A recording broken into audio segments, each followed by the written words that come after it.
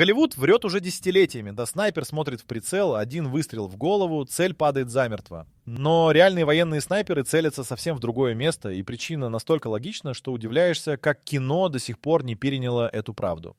Армейские инструкторы называют выстрел в голову одной из худших тактических ошибок, которую может допустить стрелок на поле боя. И сейчас ты узнаешь почему.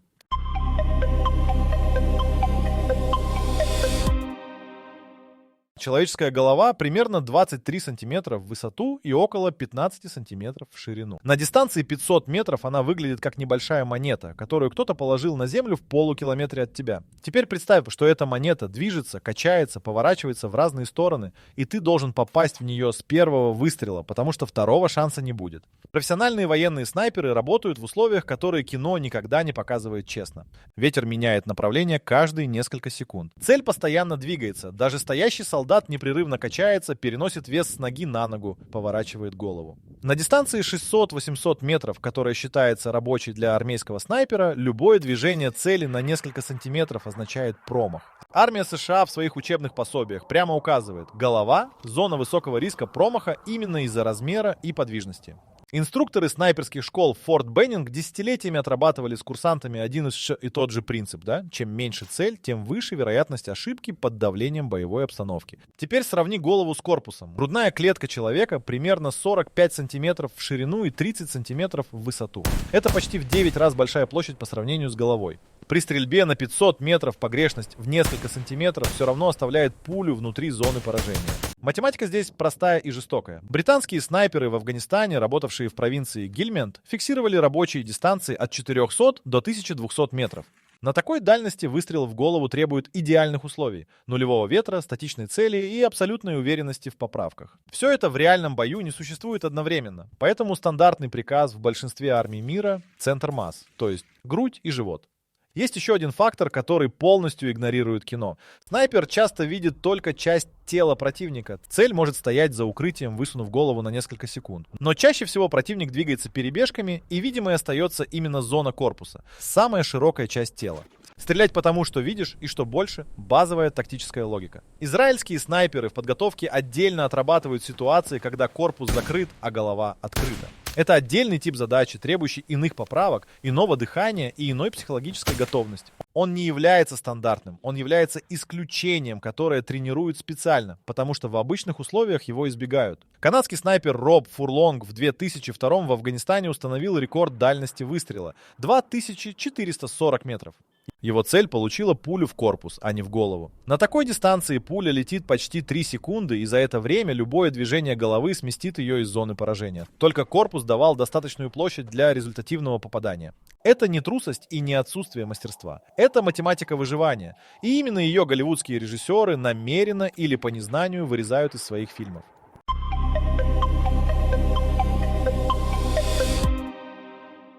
На дистанции 800 метров боковой ветер скоростью всего 5 метров в секунду сносит пулю калибра 7,62 мм примерно на 90 сантиметров в сторону. 90 сантиметров, но это расстояние от уха до уха 4 человек, стоящих рядом.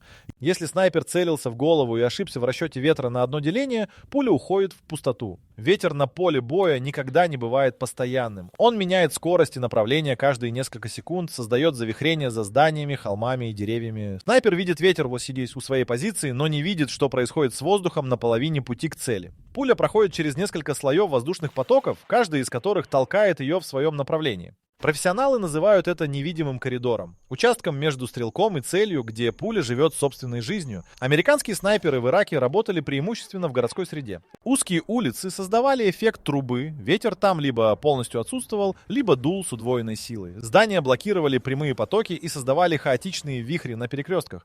Снайперы фиксировали случаи, когда пуля, выпущенная в безветренных условиях у позиции, через 300 метров попадала в зону активного бокового потока и уходила на 40-50 сантиметров от точки прицеливания. 40 сантиметров отклонения при выстреле в корпус – это все равно попадание. 40 сантиметров отклонения при выстреле в голову – это гарантированный промах. Именно поэтому снайперские пары работают в двойках. Второй номер – наблюдатель. не просто смотрит в бинокль. Он читает ветер по нескольким точкам одновременно. По траве, по пыли, по дыму, по поведению птиц. Он передает стрелку поправки голосом каждые несколько секунд. Но даже с наблюдателем расчет ветра остается вероятностным, а не точным. Это означает, что любой выстрел на дальнюю дистанцию несет в себе погрешность. И умный снайпер выбирает цель, в которую эта погрешность не является фатальной. Российские снайперы в Чечне в 94-м, 96-м столкнулись с особой проблемой. Горный рельеф создавал постоянные восходящие и нисходящие потоки воздуха. Пуля, выпущенная сверху вниз по склону, попадала в восходящий поток и поднималась выше расчетной точки. Выстрел снизу вверх давал противоположный эффект. Инструкции требовали делать поправку на угол и на вертикальный ветер одновременно. Два переменных фактора вместо одного. В таких условиях стрельба по голове на дистанции свыше 300 метров фактически переставала быть тактически оправданной задачей. Финские снайперы времен Зимней войны в 39-м, 40-м работали в условиях сильного мороза. При температуре минус 30 воздух становится плотнее, и пуля теряет скорость быстрее, чем в нормальных условиях. Это меняет траекторию падения пули и ее поведение при боковом ветре. Симо Хиюхе, уничтоживший более 500 солдат противника за 100 дней, работал преимущественно на дистанциях до 300 метров именно потому, что на таких расстояниях влияние ветра и плотности воздуха минимально, и точность максимальна даже при стрельбе в меньшие зоны поражения. Современные армии используют баллистические калькуляторы, которые учитывают температуру воздуха, влажность, атмосферное давление, скорость и направление ветра. Но все эти данные снимаются у позиции стрелка. То, что происходит с воздухом на протяжении 800 метров до цели, калькулятор не знает. Он дает наилучший расчет на основе неполных данных. И снайпер, понимающий это, всегда выбирает цель с наибольшей площадью поражения, потому что ветер ошибок не прощает.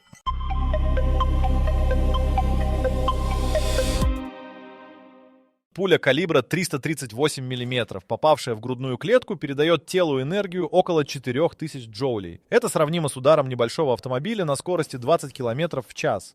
Легкие сжимаются, ребра ломаются, сердце останавливается от гидравлического удара даже без прямого попадания в него. Человек теряет способность действовать в течение доли секунды. Не потому, что умирает мгновенно, а потому, что его тело физически перестает слушаться. Именно это и нужно снайперу в большинстве боевых задач. Не смерть, нейтрализация. Противник, получивший пулю в корпус, падает, выпускает оружие, перестает быть угрозой. Этого достаточно для выполнения задачи. Армейские доктрины большинства стран прямо разделяют понятия «уничтожить» и «вывести из строя». И второе зачастую является приоритетом, потому что раненый солдат требует помощи 2-3 товарищей, тем самым выводя из боя уже не одного, а 3. Военная медицина зафиксировала парадоксальный факт. Попадание в голову не всегда немедленно останавливает противника. Документально подтверждены случаи во Вьетнаме, когда солдаты продолжали двигаться и даже стрелять несколько секунд после черепно-мозгового ранения. Адреналин, остаточный кислород в мозге и рефлекторные мышечные сокращения создают временной лаг между попаданием и полной остановкой. Несколько секунд в бою – это очень много. Попадание в позвоночник в районе грудного отдела отключает всю нижнюю часть тела мгновенно. Попадание в область таза разрушает крупные кровеносные сосуды и лишает человека способности стоять за счет одного гидравлического удара. Снайперы знают анатомию не хуже хирургов, но применяют эти знания иначе. Они выбирают не самую маленькую цель, а самую эффективную. Британские снайперы в Северной Ирландии в 70-х, 80-х годах работали в условиях жестких правовых ограничений. Открывать огонь разрешалось только при явной угрозе жизни, и каждый выстрел проходил последующее расследование. В этих условиях выстрел в корпус был не только тактически верным, но и юридически обоснованным. Он демонстрировал намерение остановить угрозу, а не казнить. Выстрел в голову в правовом контексте трактовался совсем иначе. Американские снайперы в Афганистане фиксировали еще одну особенность. Противники в зоне боевых действий нередко были под воздействием стимуляторов. В первую очередь первитина и других препаратов, подавляющих болевой порог. Человек под таким воздействием может получить ранение, которое объективно должно остановить его немедленно и продолжать двигаться еще 30-40 секунд. Именно поэтому доктрина двойного выстрела, 2 быстрых попадания в корпус стала стандартом в ряде спецподразделений.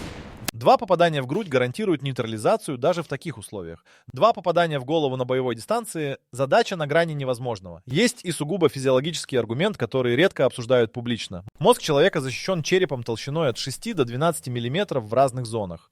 Пуля, попавшая в лобную кость под неправильным углом, может срикошетить или изменить траекторию внутри черепа непредсказуемым образом. Зафиксированы случаи, когда пуля проходила через череп по касательной, не задевая жизненно важных структур мозга. Грудная клетка такой непредсказуемостью не обладает. Там нет твердых поверхностей, способных изменить траекторию пули. Тело само подсказывает, куда стрелять. Самая большая площадь, самые крупные сосуды, самые важные органы – все это сосредоточено в центре корпуса.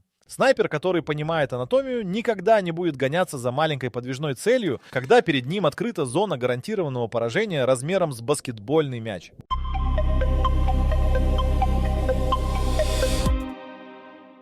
Современный армейский шлем останавливает осколки и пистолетные пули, но не винтовочные. Это знает каждый снайпер. Однако логика выстрела в голову все равно разрушается по другой причине. Шлем уменьшает и без того маленькую цель, меняет ее форму и добавляет непредсказуемый рикошет. Пуля, попавшая в боковую поверхность каски под острым углом, уходит в сторону. Это не теория, это задокументированные случаи из Второй мировой, Кореи и Вьетнама. Американский шлем образца 85 года, известный как ПАС-ГТ, весил 11,4 кг и закрывал примерно 40% поверхности головы. Современный шлем серии IHH закрывает уже около 55%, но ключевое изменение произошло не в площади покрытия, а в материале. Баллистические арамид и керамические вставки создают поверхность, которая не просто останавливает пулю, она активно отклоняет ее траекторию. Снайпер, целящийся в голову противника в шлеме, фактически стреляет в объект с непредсказуемым поведением при попадании. Бронежилет 2 и 3 классов защиты, который носит большинство пехотинцев, закрывает грудь и живот. Именно ту зону, куда снайперы целятся в первую очередь. Это кажется аргументом в пользу выстрела в голову. На самом деле все наоборот. Бронежилет 3 класса останавливает пулю калибра 7,62 мм с стальным сердечником. Но снайперы работают с патронами калибра 338 и 336 мм. А также с крупнокалиберными патронами 12,7 мм. Эти боеприпасы пробивают бронежилеты 3 класса насквозь. 4 класс защиты, керамические плиты, останавливает бронебойные патроны, но только при первом попадании.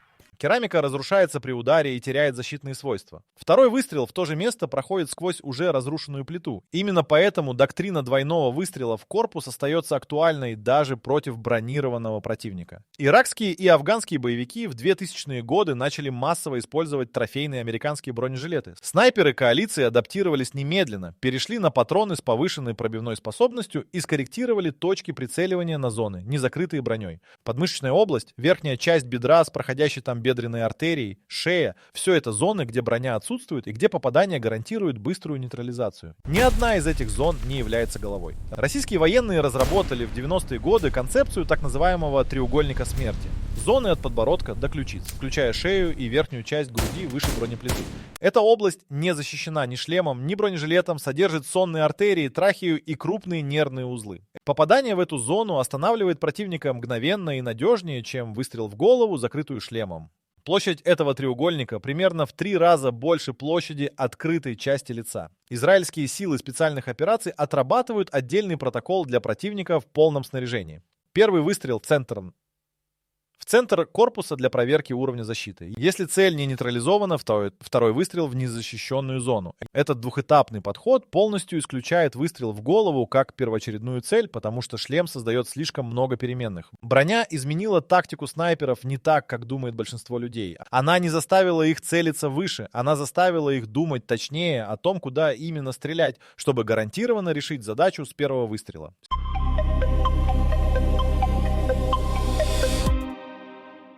Снайпер на позиции в среднем имеет от 3 до 8 секунд, чтобы произвести выстрел по движущейся цели, прежде чем она скроется за укрытием. 3 секунды — это не время для ювелирной работы по цели размером с кулак.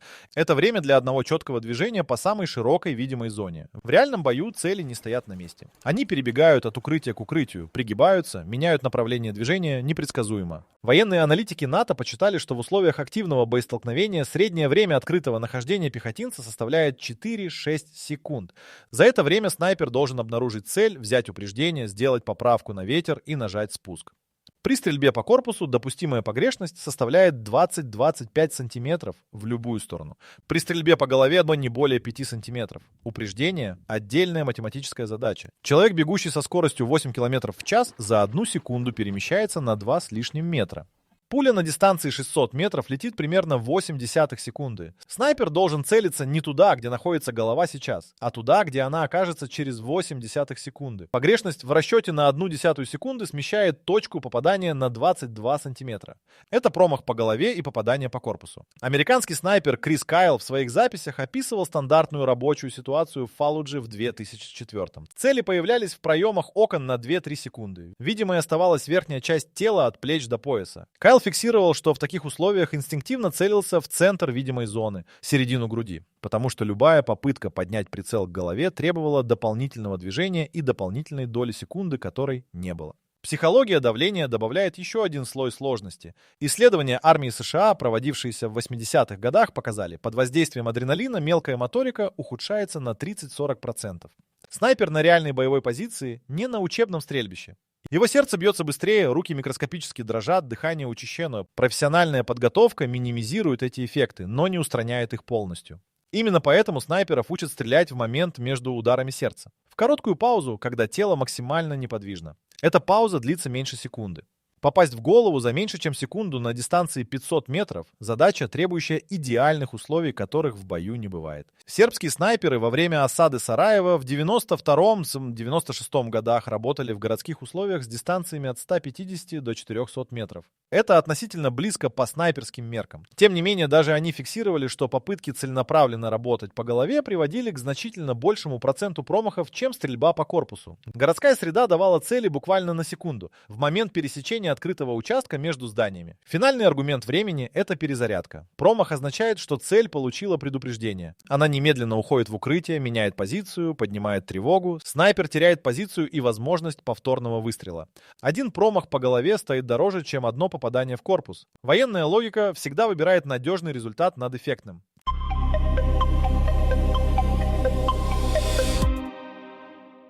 Концепция «центр масс» появилась в армейских наставлениях не как философия, а как результат анализа тысяч боевых столкновений. После Второй мировой армия США систематизировала данные о результативности огня пехоты и снайперов. Вывод был однозначным. Выстрелы в корпус давали подтвержденную нейтрализацию в 83% случаев. Выстрелы в голову в 61%. Разница в 22% на тысячах задокументированных случаев – это не статистическая погрешность, это системная закономерность. Центр масс человеческого тела находится примерно на уровне пупка, но снайперы прицеливаются не туда. Рабочая точка прицеливания – середина грудной клетки, примерно на уровне 3-4 ребра. Здесь сосредоточены сердце, аорта, легкие и крупные нервные узлы.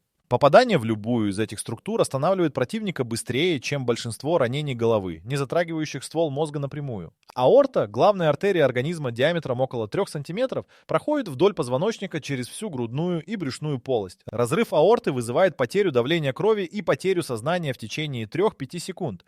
Это быстрее, чем большинство черепно-мозговых ранений, не задевающих мозжечок или ствол мозга. Снайпер, попавший в центр грудной клетки, с высокой вероятностью задел именно аорту или структуры, с ней связанные. Шведские вооруженные силы в своих учебных материалах для снайперов используют термин «гарантированная зона поражения», область тела, попадание в любую точку которой с вероятностью выше 90% приводит к немедленной нейтрализации. Для корпуса эта зона составляет примерно 20 на 30 см. Для головы не более 6 на 8 см и только при условии попадания в затылочную область или основание черепа. Лобная кость и теменные области такой гарантии не дают. Немецкие снайперы Бундесвера проходят обязательный курс анатомии поражающего воздействия. Им показывают не только куда целиться, но и почему именно туда. Курс включает медицинские данные о времени потери боеспособности при различных типах ранений. Ранение в центр грудной клетки. Потеря боеспособности от немедленной до 5 секунд. Ранение в голову без прямого поражения ствола мозга. От нескольких секунд до нескольких минут. Эти несколько минут в боевых условиях могут стоить жизни. Британская снайперская школа в Уорминстере отрабатывает принцип, который инструкторы называют надежность против эффектности. Выстрел в корпус надежен, выстрел в голову эффектен. Надежность всегда побеждает в реальном бою, потому что последствия ошибки в бою и последствия ошибки в кино – принципиально разные вещи. Есть еще один аспект, который редко обсуждают. Снайпер на позиции работает не один выстрел за всю операцию. Типичная снайперская миссия может включать несколько целей за несколько часов работы. Каждый раз прицеливаться в маленькую подвижную цель значит накапливать усталость и психологическое напряжение быстрее. Стрельба по центру масс требует меньшей точности прицеливания, что позволяет снайперу сохранять концентрацию и боеспособность на протяжении длительной операции. Это не лень, это управление ресурсами в условиях длительного боевого стресса. Израильский снайпер Дор Зимрот, служивший в бригаде Голани в 2006 во время Второй Ливанской войны, в послевоенных интервью описывал стандартную рабочую установку так. «Ты видишь цель, ты видишь грудь. Все остальное — это кино». Эта фраза, точнее любого учебника, объясняет разницу между экраном и реальностью.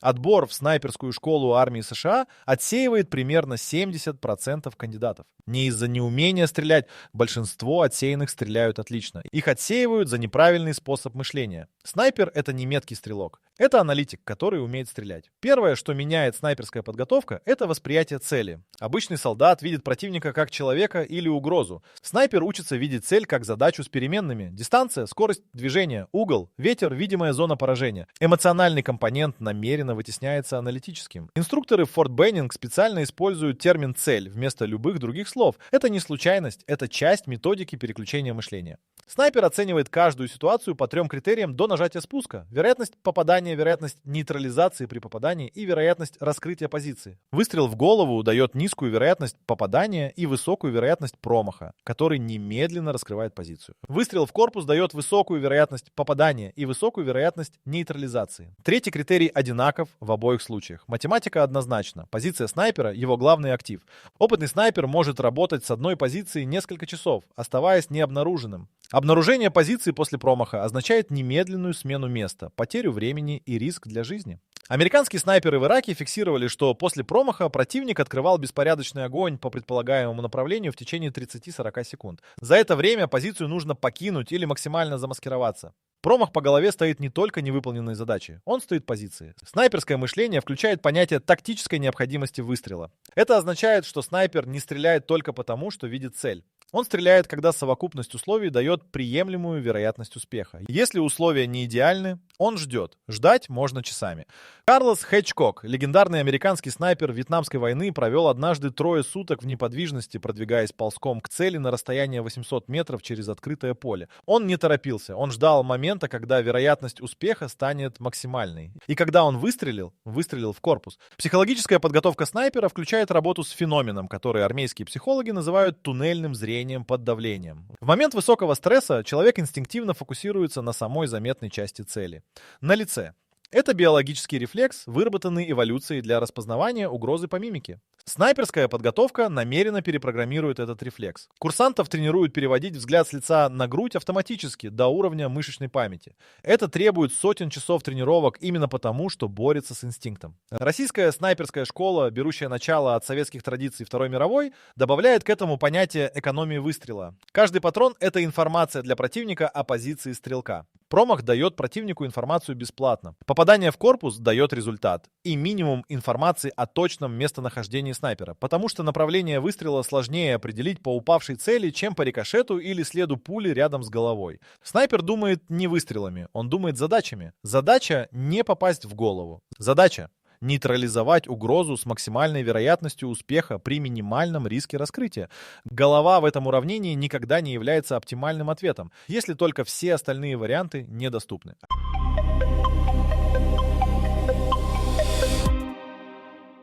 В 2003 в Ираке американский снайпер получил задачу нейтрализовать командира повстанцев, координировавшего серию атак на колонны снабжения. Разведка установила маршрут и время появления цели. Снайпер занял позицию за 8 часов до ожидаемого появления объекта. Цель появилась точно по графику. Снайпер выбрал выстрел в голову, цель была в шлеме, и стрелок решил целиться в лицо. Дистанция составляла 480 метров.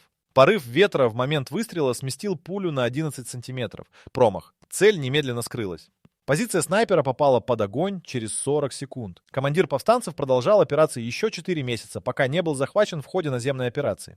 4 месяца и несколько десятков жертв — цена одного промаха по слишком маленькой цели. Этот случай не уникален. Он задокументирован именно потому, что стал учебным примером в снайперских школах коалиции.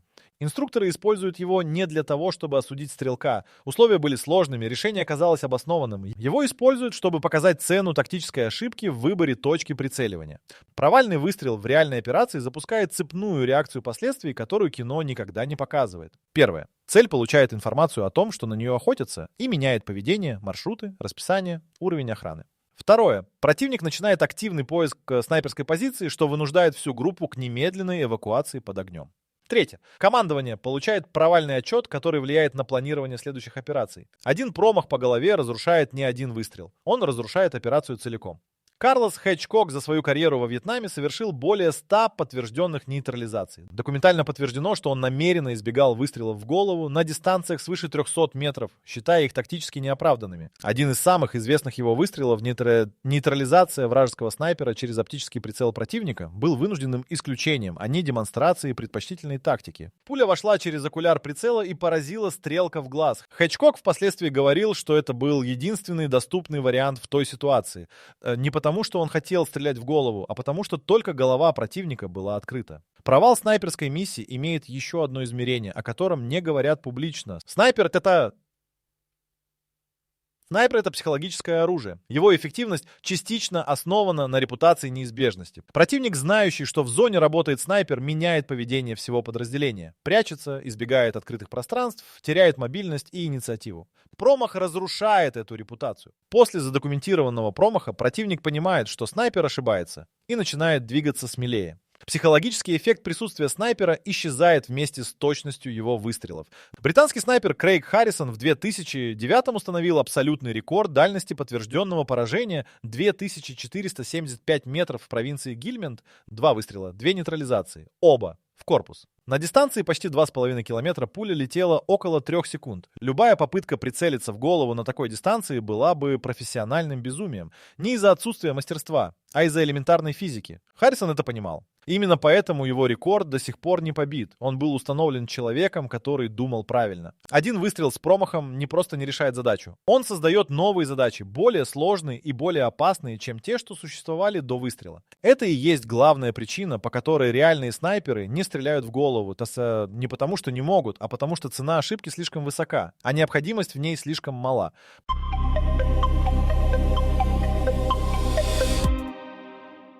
Итак, ответ на вопрос из начала, почему снайперы не стреляют в голову, умещается в одну фразу: потому что война наказывает за красивые решения и вознаграждает за правильные. Голова — красивая цель, корпус — правильная цель. Разница между ними измеряется не сантиметрами, а провалившимися операциями, раскрытыми позициями и людьми, которые остались живы, потому что снайпер выбрал эффектность вместо надежности. Голливуд создал образ снайпера как хирурга, который точным движением устраняет угрозу одним выстрелом в голову. Этот образ продается хорошо, потому что выглядит впечатляюще. Реальный снайпер выглядит иначе. Он часами лежит неподвижно, просчитывает переменные, которые зритель никогда не увидит на экране, и в итоге нажимает спуск, целясь в самую скучную точку — середину груди.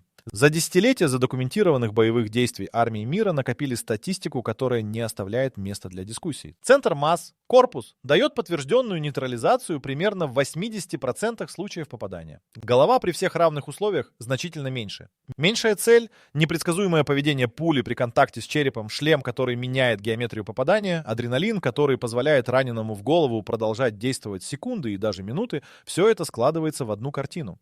Единственный сценарий, в котором выстрел в голову становится первоочередным, это когда корпус полностью закрыт непробиваемым укрытием или броней, которую используемый патрон не пробивает. Тогда снайпер работает потому, что доступно, но это исключение, а не правило. И даже в этом случае опытный стрелок будет искать шею, подмышечную область или верхнюю зону груди выше бронеплиты. Все что угодно, кроме головы в шлеме. Симо Хьюхе, Карлос Хэтчкок, Крис Кайл, Крейг Харрисон — люди с совершенно разным опытом из разных стран, из разных эпох. Финские леса в 1939-м, вьетнамские джунгли в 60-х, иракские улицы в 2000-е, афганские горы в 2009-м. Если вы думали, что снайперы целятся только в головы, то, похоже, вас ждет сюрприз. Узнайте еще больше интересных фактов и историй о снайперах на нашем сайте whiteori.com.